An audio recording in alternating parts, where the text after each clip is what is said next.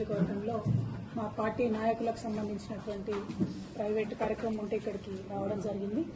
మరి గౌరవనీయులు మాజీ శాసనసభ్యులు మా పార్టీ సీనియర్ మోస్ట్ నాయకులు బాజిరెడ్డి గోవర్ధన్ అన్న గారు, మేము స్థానిక నాయకులందరం కూడా మరి వాళ్ళ నిజామాబాద్లో కాంగ్రెస్ పరిపాలనలో ఏం జరుగుతున్నదనే విషయాన్ని చర్చ చేస్తూ ఉన్నాం. చాలా బాధాకరంగా ఉన్నది. ఒకప్పుడు నీటితోని నిండు కుండలాగా మంచి గాథల నిండా వడ్లుండి 10 ఏళ్లు సిరులను వెదజల్లినటువంటి నిజామాబాద్ జిల్లాలో ఇవాళ రైతులు మళ్ళా యూరియా కోసం లైన్లు కట్టే పరిస్థితి, మళ్ళా కరెంట్ ఎప్పుడు ఉంటుందా ఎప్పుడు పోతుందా అని ఆలోచన చేసే పరిస్థితి, ప్యాకేజ్ 22 కాళేశ్వరం కంప్లీట్ కానటువంటి పరిస్థితి, ఏ చెరువుకు కూడా ఎక్కడ కూడా ఏ ఒక్క ఆఫీసర్ కానీ నాయకుడు కానీ వచ్చి పట్టించుకోని పరిస్థితి, మొన్నటి బతుకమ్మ అయితే కనీసం చెర్లకాడ చెత్త తీసి లైట్ పెట్టలేనటువంటి పరిస్థితి, ఏ ఒక్క చిన్న పని కూడా ఏదైతే అవ్వకు తాతకు పెన్షన్ ఇస్తామని చెప్పిండ్రో ఎవరికి కూడా పెన్షన్ డబుల్ చేయని పరిస్థితి. ఇప్పటికీ గవే కేసీఆర్ ఇచ్చిన పైసలు వస్తున్నాయి తప్పితే కొత్తగా కాంగ్రెస్ వాళ్ళు వచ్చి ఇస్తున్నటువంటి డబ్బులు ఏమీ లేవు. ఇవాళ బీడీ కార్మికులు చాలా పెద్ద ఎత్తున ఉంటారు నిజామాబాద్ రూరల్ నియోజకవర్గంలో. వాళ్ళందరూ కూడా అడుగుతూ ఉన్నారు, ఇదేం పరిస్థితి, మరి ఇది ఎక్కడిది, మాకు పెంచుతామని చెప్పి పెంచలేదేందని. అదేవిధంగా ఆడబిడ్డలు 18 ఏళ్లు దాటిన వాళ్ళందరూ కూడా ఇప్పటివరకు బాజిరెడ్డి అన్న గారు చెప్పినట్టు మరి మాకు చెప్పిన 2500 ఏవి అని చెప్పి ప్రశ్నించేటటువంటి పరిస్థితి లేదు. అందరికీ స్కూటీలు ఇస్తా అని చెప్పి 18 ఏళ్లు నిండినటువంటి ఆడపిల్లలకు అసలు దాన్ని ఊసే లేనటువంటి పరిస్థితి. అంటే అలవి గాని హామీలు ఇచ్చి ప్రజలను మోసం చేసి నిన్నటికి నిన్న గౌరవనీయులు మన స్పీకర్ గారు, అసెంబ్లీ స్పీకర్ గారు మాట్లాడుతున్నారు, మేము ఆర్థిక పరిస్థితి తెలిసి తెలియక వాగ్దానం చేసినామంట. మరొక బాధ్యత కలిగినటువంటి పార్టీ, 130 ఏళ్ల చరిత్ర ఉన్నట్టు చెప్పేటటువంటి పార్టీ, వాళ్ళ అధ్యక్షుడేమో పాపం తెల్లారు లేస్తే మరి రాజ్యాంగం అని ఒక ఎర్ర బుక్కు పట్టుకొని తిరుగుతూ ఉంటాడు. మరి అటువంటి పార్టీ వారెట్లా మోసం చేస్తారు ప్రజల్ని? అంటే ముందు తెలంగాణ ఇస్తామని చెప్పి ఎట్లయితే మనల్ని మోసం చేసిరో, అంతకు ముందు తెలంగాణ ప్రజలు అమాయకం అని చెప్పి నన్ను తీసుకుపోయి ఆంధ్రాలో కలిపి ఎట్లా మోసం చేసిండ్రో ఇవాళ కూడా కాంగ్రెస్ పార్టీ అదే ఒరవడిని కొనసాగిస్తుంది తప్పితే ఇంకోటి కాదు. అంటే కాంగ్రెస్ చరిత్ర మొత్తం కూడా మోసాల చరిత్ర అని చెప్పి, దగా చరిత్ర అని చెప్పి మళ్ళొకసారి రుజువు చేస్తూ ఉన్నారు. నిన్న మొన్న మనం చూసినాం, 4 రోజులు గ్రామ సభలను పెడితే ప్రజలు నిలదీసి అధికారులను వెలగొడితే మరి భయంకరమైనటువంటి మళ్ళా తెలంగాణ ఉద్యమకాలం నాటి పరిస్థితులు అన్ని పల్లెలలో కూడా మనం చూసినాం.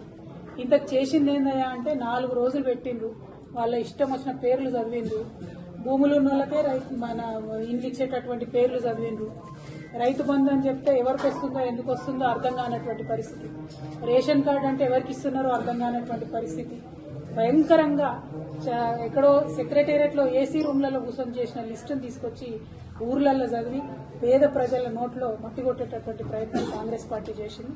ఎక్కడికక్కడ బీఆర్ఎస్ నాయకులు ప్రజలు చైతన్యవంతులై ఆఫీసర్లను ఎదిరిస్తే మళ్ళా వెంటనే మాట మార్చి ఈ లిస్టు ఫైనల్ కాదు, మళ్ళీ ఇంకో లిస్ట్ వస్తుంది, కొత్త లిస్ట్ వస్తుంది అని చెప్పి మభ్యపెట్టేటటువంటి ప్రయత్నం చేస్తున్నారు. కానీ అల్టిమేట్ గా మనకు అర్థమవుతున్నది ఏంటి అని అంటే కాంగ్రెస్ పార్టీ వాళ్ళు కేవలం వాళ్ళ కార్యకర్తలకు మాత్రమే ఇందిరమ్మ ఇండ్లైనా, రైతు భరోసా అయినా, రేషన్ కార్డు అయినా, ఇంకోటైనా ఇచ్చేటటువంటి ఆలోచనలో ఉన్నారు.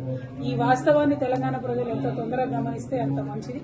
మనం డిమాండ్ చేస్తూనే ఉండాలి, కొట్లాడుతూనే ఉండాలి. కాకపోతే వాళ్ళ ఎమ్మెల్యేలు ప్రతి జిల్లాలో చెప్తున్నారు, మేం చెప్పిన వాళ్ళకే వస్తుంది, అధికారులది ఇక్కడేం నడవదు అని చెప్పి చెప్తా ఉన్నారు.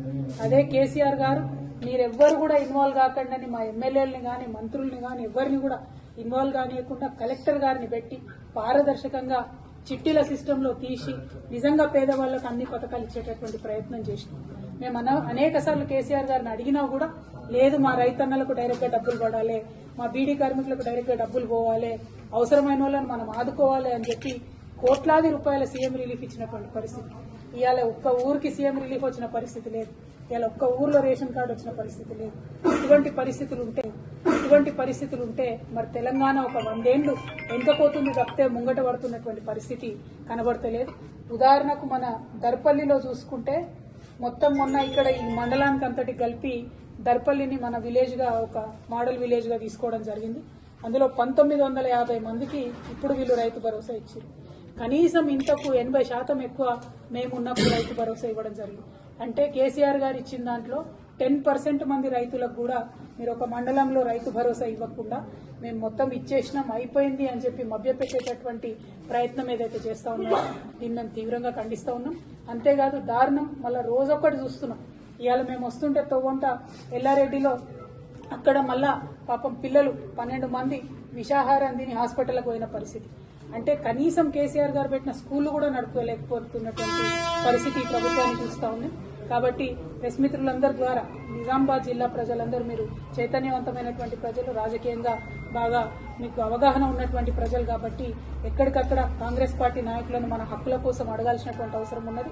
ఇచ్చినటువంటి మాట ప్రకారం మనకు ఖచ్చితంగా పెన్షన్లు కానీ స్కీమ్లన్నీ కానీ వచ్చే విధంగా ఉద్యమించాల్సినటువంటి అవసరం ఉందని చెప్పి మీ అందరికి కూడా తెలియజేస్తా ఉన్నాం. మీతో పాటు మేము తప్పకుండా నిలబడి ఉంటాం. నిజంగా రేవంత్ రెడ్డి గారు మొన్న 26 జనవరి నాడు మాట్లాడిన మాటలు వింటే ఎట్లా ఉన్నదంటే ఒకటే స్పీచ్ లా 10 నిమిషాలకు ముందేమో 26వ తారీఖు నాడు వేస్తా అంటాడు రైతు బంధు, 10 నిమిషాలు కాగానే 31 మార్చికి వేస్తా అంటాడు. అంటే నిజంగా అబద్దాన్ని తీసుకుపోయి అద్దం ముంగట నిలబడితే ఎట్లుంటదంటే రేవంత్ రెడ్డి గారి బొమ్మగానే పడుతుందట అద్దంలో. అది పరిస్థితి. అంతే తప్పితే ఇంకోటి లేదు. ప్రజల్ని మభ్యపెట్టి ఎక్కువ కాలం పరిపాలన చేయలేదు. ప్రజల కోసం ఇప్పటికన్నా ముందుకొచ్చి పారదర్శకంగా పనిచేయవలసిందిగా కాంగ్రెస్ పార్టీని డిమాండ్ చేస్తా ఉన్నాం. నిన్న కుంభమేళాలో ఏదైతే ఇన్సిడెంట్ జరిగిందో దానికి బీఆర్ఎస్ పార్టీ తరఫున మేమందరం కూడా బాధపడతా ఉన్నాం. అదేవిధంగా కుంభమేళా ఇప్పటి నుంచి శివరాత్రి దాకా కొనసాగుతుంది కాబట్టి తెలంగాణ నుండి కూడా చాలా మంది పోతా ఉంటారు కాబట్టి ఖచ్చితంగా ఇక్కడ ఉండేటటువంటి ప్రభుత్వం ఒక హెల్ప్ లైన్ ఏర్పాటు చేయాలని చెప్పి మేము డిమాండ్ చేస్తా ఉన్నాం. పోయినటువంటి ప్రజలు ఎటువంటి ఇబ్బందులు ఎదురైనా కూడా ఒక హెల్ప్ లైన్ కి ఫోన్ చేసేటటువంటి ఆస్కారం మన తెలంగాణ నుండి కల్పించాలని కూడా నేను ఈ సందర్భంగా డిమాండ్ చేస్తా ఉన్నాను. Thank you. జై తెలంగాణ. క్రితం ప్రభుత్వంలో కేసీఆర్ గారు ఇచ్చినటువంటి నిధులు తప్పితే కొత్తగా ఈ ప్రభుత్వం చేస్తున్నది ఏం లేదు. మేమిచ్చినటువంటి ఆత్మగౌరవ భవనాలను పోయి ఓపెనింగ్ చేసుకోవడం, మేమిచ్చిన ఉద్యోగ నోటిఫికేషన్లకు పోయి సర్టిఫికెట్ ఇచ్చుకోవడం, మేమిచ్చినటువంటి అన్ని పనులను కొనసాగించే ప్రయత్నం ఏవైతే కంప్లీట్ అయిపోయినాయో నేను చేసిన అని గొప్పలు చెప్పుకున్నాడు తప్పితే చేసిన మంచి పనులను కొనసాగించి పెంచి ఇచ్చింది మాత్రం ఎక్కడా లేదు. ప్రజలకు ఇచ్చిన వాగ్దానాన్ని పూర్తి చేసింది ఎక్కడా లేదు. అది వడ్లకు బోనస్ విషయంలో అయితేంది, ఇప్పుడు మన ఎర్రజొన్న కోతకొచ్చింది దాని పరిస్థితి అయితే ఏంది, కనీసం కొనుగోలు కేంద్రాలు పెద్ద ఎత్తున పెట్టేది ఏదైతే ఎందులో కూడా ఈ ప్రభుత్వం విఫలమైతా ఉన్నది. దీన్ని ప్రజలందరూ కూడా గమనిస్తూ ఉన్నారని చెప్పి నేను కోరుతా ఉన్నాను. అట్లానే పసుపు పంట ఇప్పుడు మాకు వచ్చింది నిజామాబాద్లో. మరి దాని రేటు గురించి ఇక్కడ బాగా బీజేపీ ఎంపీ గారు కూడా చాలా మాట్లాడుతూ ఉంటాడు ఆయన. మరి పసుపు రేటు పెంచే విధంగా, పసుపుకు మద్దతు ధర ప్రకటించే విధంగా భారతీయ జనతా పార్టీ తక్షణమే చర్యలు తీసుకోవాలని, దానికి ఎంపీ అరవింద్ గారు కృషి చేయాలని కూడా ఈ సందర్భంగానే డిమాండ్ చేస్తున్నాను. Thank you. జై తెలంగాణ.